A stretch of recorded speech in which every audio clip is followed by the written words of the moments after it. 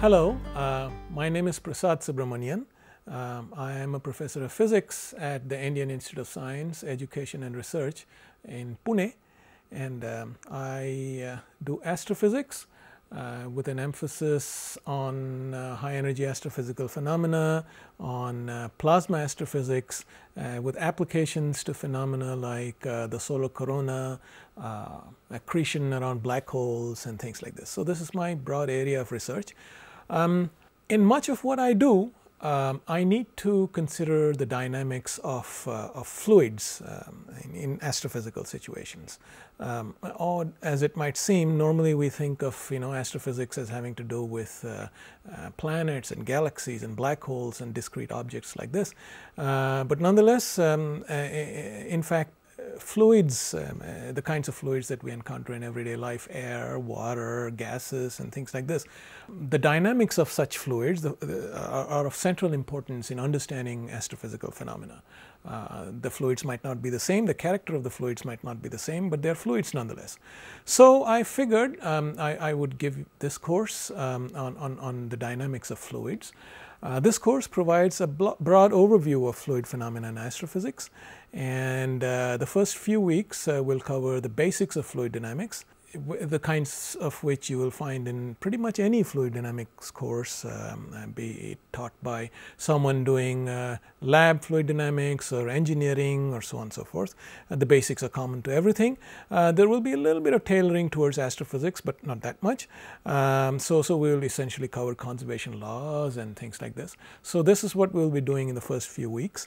The slight emphasis will be on compressible phenomena. This is because this is what the basic emphasis, this is what astrophysics mostly deals with, compressible fluids. So our coverage of the basics will be biased by that. These basic concepts, of course, will then be applied in roughly the second half of the course. These basic concepts will be applied to understanding astrophysical phenomena ranging from the solar wind to black hole accretion disks. And then we will talk a little bit about magnetic fields, because magnetic fields, although the bulk of the course will not consider magnetic fields, we'll simply talk about unmagnetized fluids. But magnetic fields, however, are ubiquitous in astrophysics, in all kinds of astrophysical situations. And so what really is important in astrophysics is the study of magnetized fluids. And this is a branch of fluids called Magneto Hydrodynamics. So we will spend a little bit of time understanding the basics of the basic framework of Magneto Hydrodynamics, and then we will apply it to understand astrophysical phenomena such as dynamos. This is one of the phenomena. This is one of the ways magnetic fields are generated in astrophysical situations, and jets from black hole systems, and so on and so forth.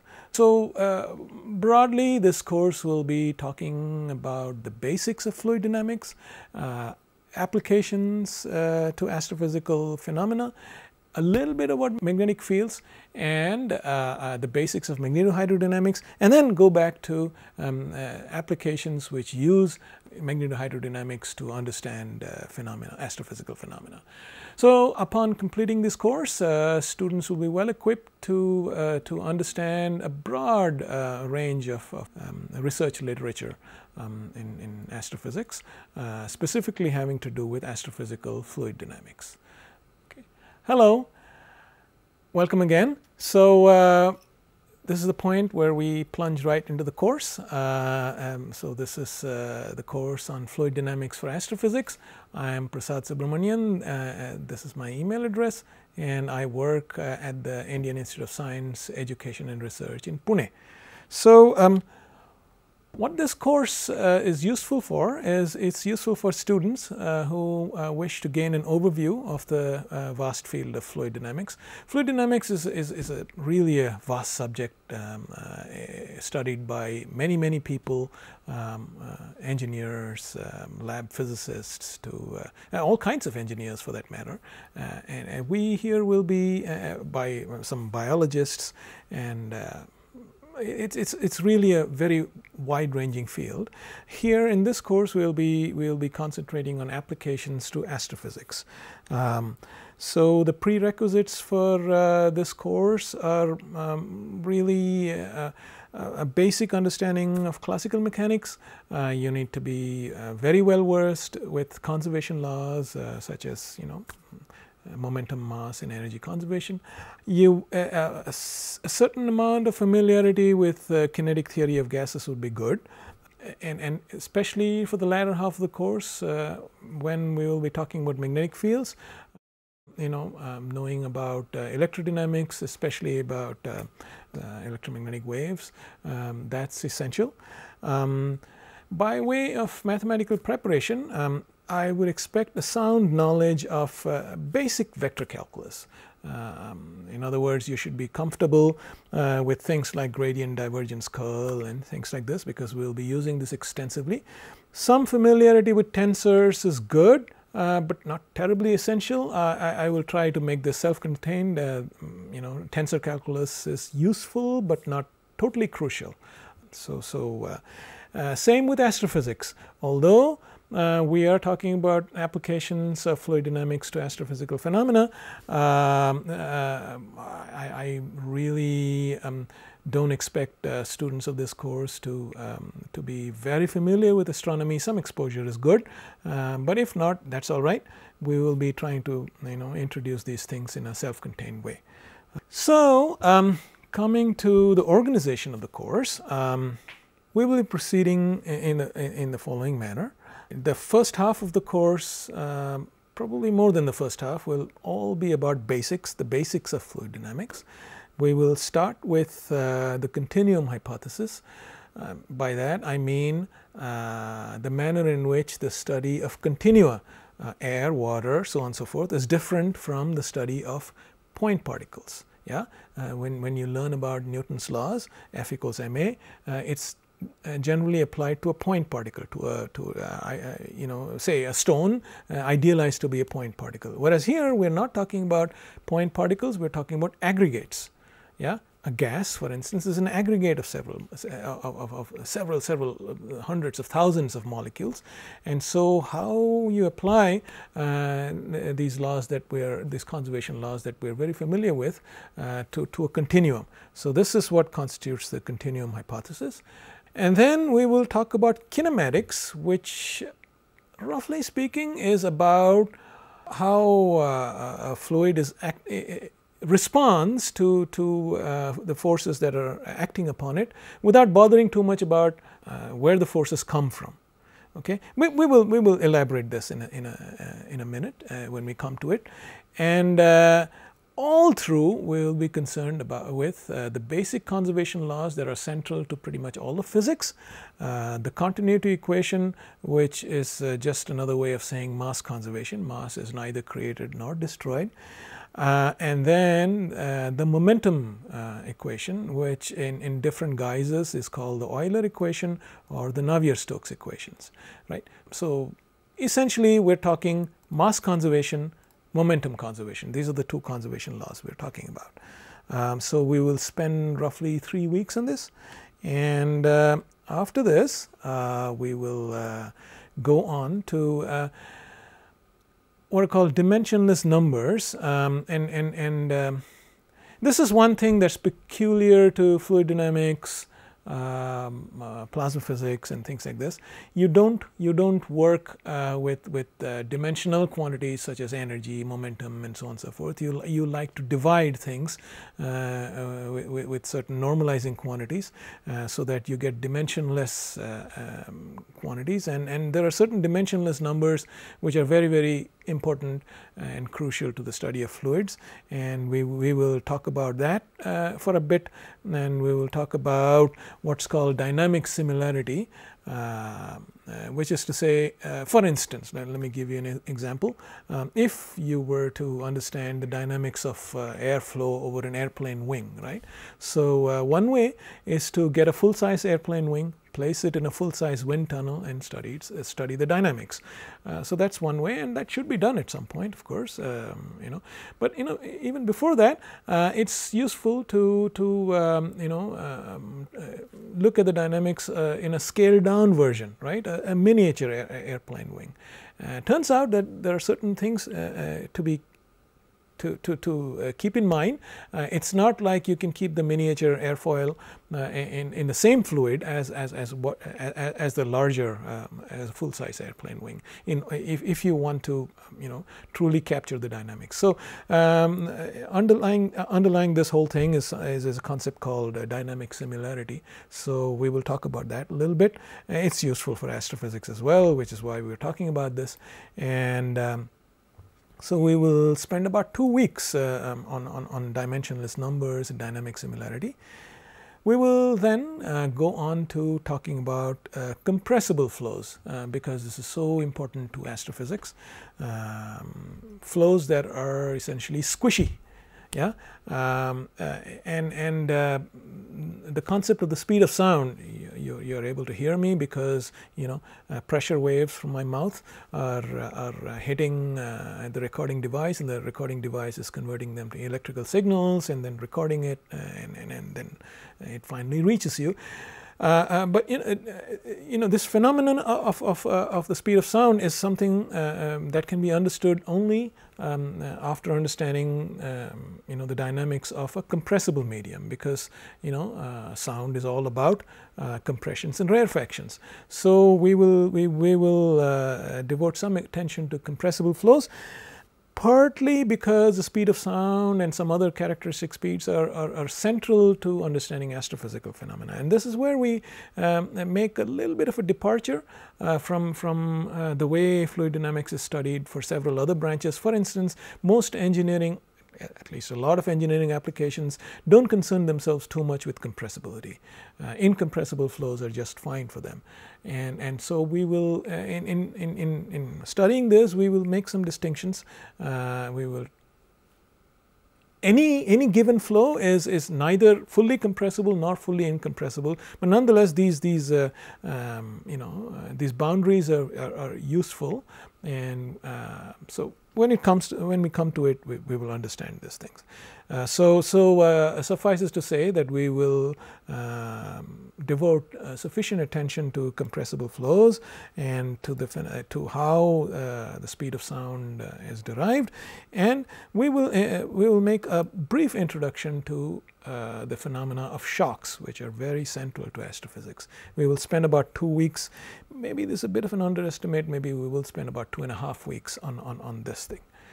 So this is the next thing, and the second half of the course we will concentrate mostly on applications to astrophysics.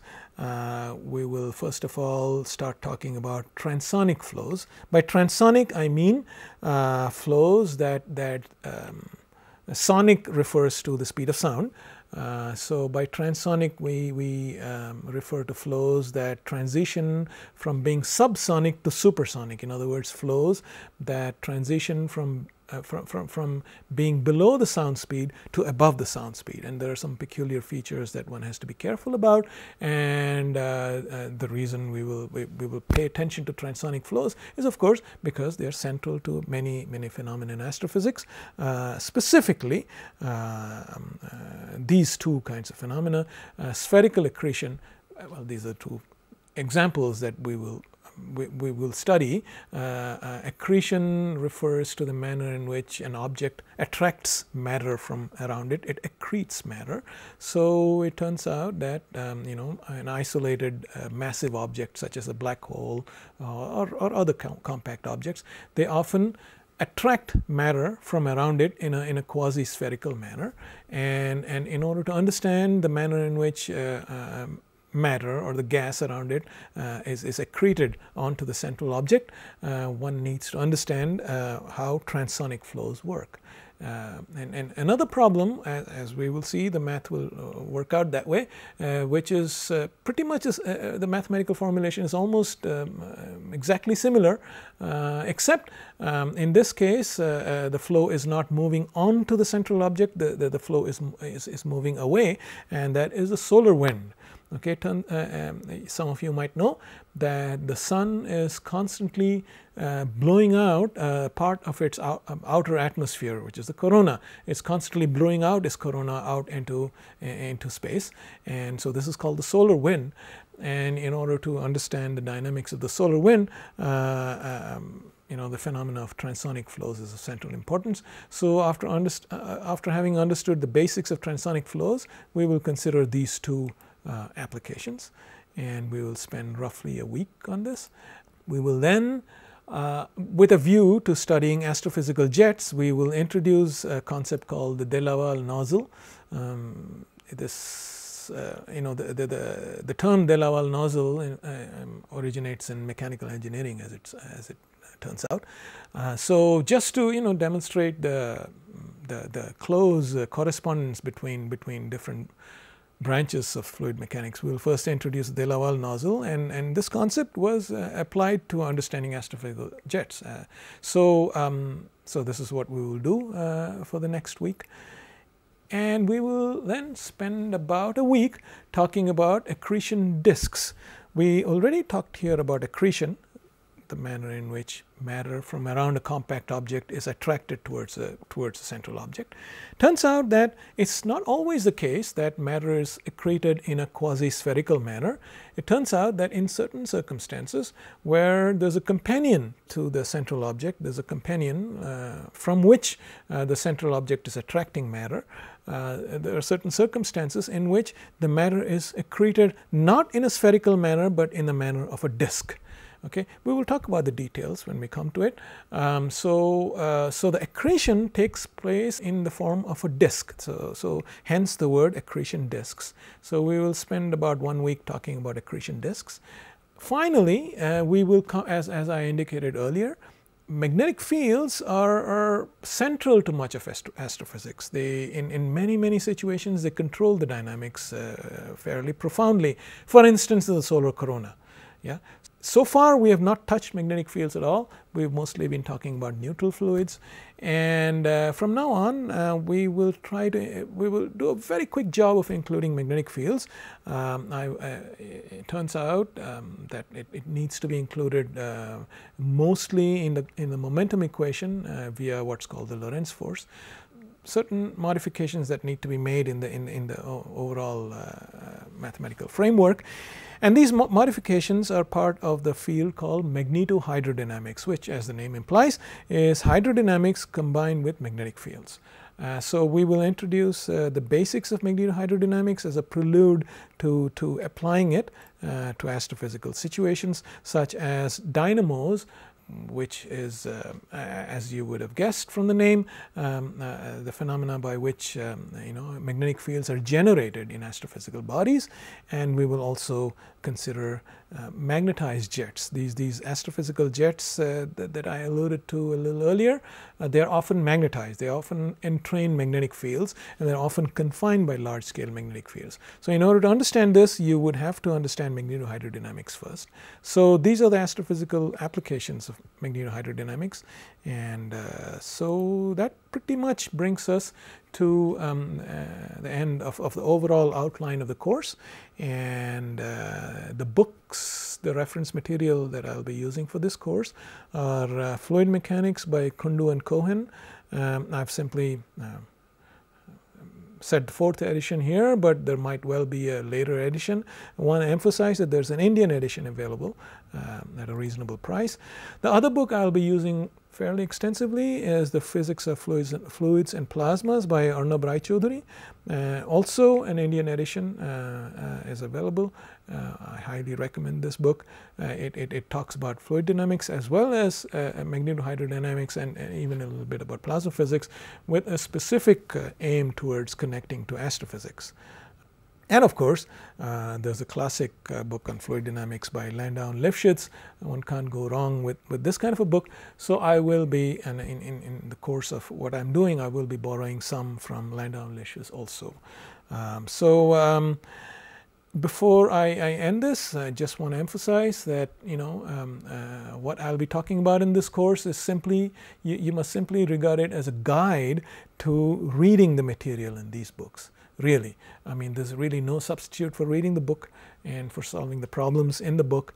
What I'll be telling you in this course is merely, is merely snippets from these books, and so just merely a guide to reading these books. Concentrate on this, concentrate on that. This is a good way of understanding what this book is, what this particular chapter in the book is saying. Things like this. So the real repository are these books, and needless to say, there's plenty of other materials. There's plenty of other good books, and I will be putting up certain other reference material such as review papers and so on and so forth, and you will have access to that too.